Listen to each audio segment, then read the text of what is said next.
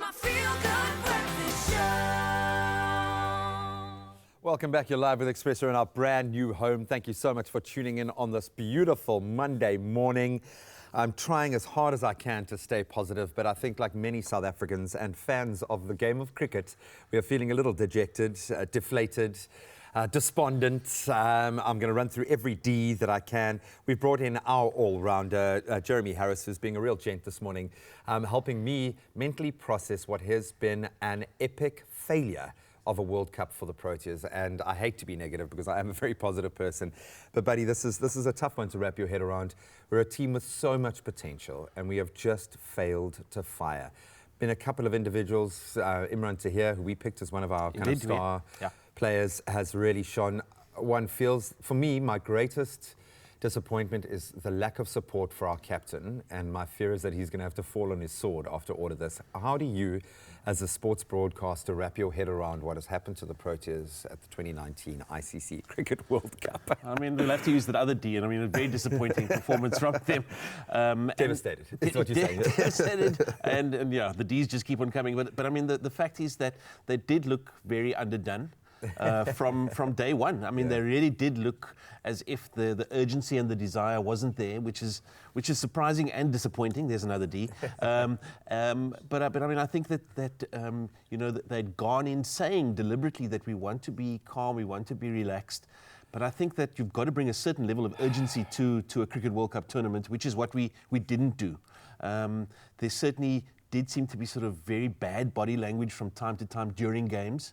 And there were opportunities. There were certainly opportunities to... Well, about 5 dropped catches yesterday alone. Precisely, to recover from bad situations.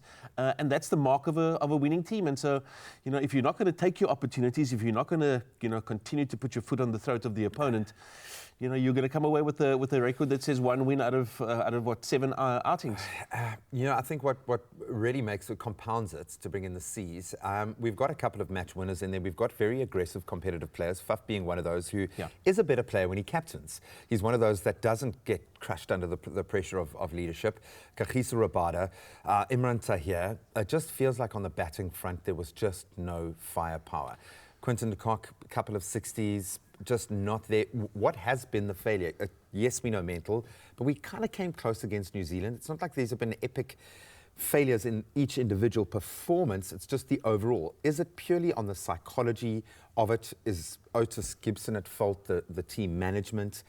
You know, where do they begin to pick up the pieces? Because we've still got 2 more games, and then these guys have to continue their careers. How do we start to turn this ship around? And Graham, I think there's a couple of questions in there, but I mean, the first thing is that, you know, people are looking for the answers, and I think that there isn't one answer.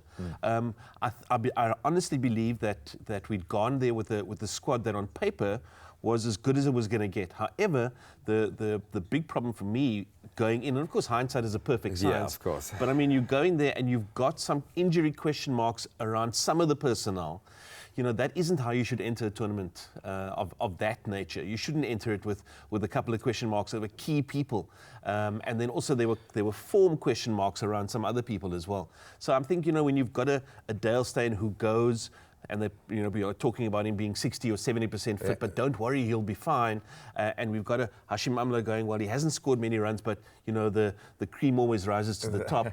You know, the cliches are there to be seen and used by everybody, but the reality is you've got to go there with a team that is always firing, you know, at 150 k's an hour, and we went. One feels that maybe we were offering a swan song for some. So now, can we win any of our other matches? What, you know... I mean, I'm going to say probably no. Not. You know, I think that you've got 2 former champions in Sri Lanka and Australia coming up, and Sydney. Australia have shown themselves to be a really potent lineup, and Sri Lanka coming away with the win against the host England just the other day. Just to spice it up, I've just also put out a little sort of marker that goes, we're not here to make up the numbers. We're quite keen to make the top 4 as well, even if they don't. And I think that you've got a team there that is very brittle, very bruised, and the best thing that they could do is get through those 2 games and then get onto a plane and come home and try and work out what on earth happened. Oh, and then prepare for the deluge. Buddy, I'm sorry that I had to put you through this again, but we are loving the fact that there is some amazing cricket being played in the UK and Wales at the moment. So, support your underdog team if you want. I'm going for Bangladesh all the way up against Afghanistan, who have also showed a massive improvement over this tournament. But, buddy, we love you and we welcome you back again to cover more cricket action. But you can let us know. Maybe you want to share a message of support for Faf and the Proteas and try and turn that psychological game around for our country at this critical phase.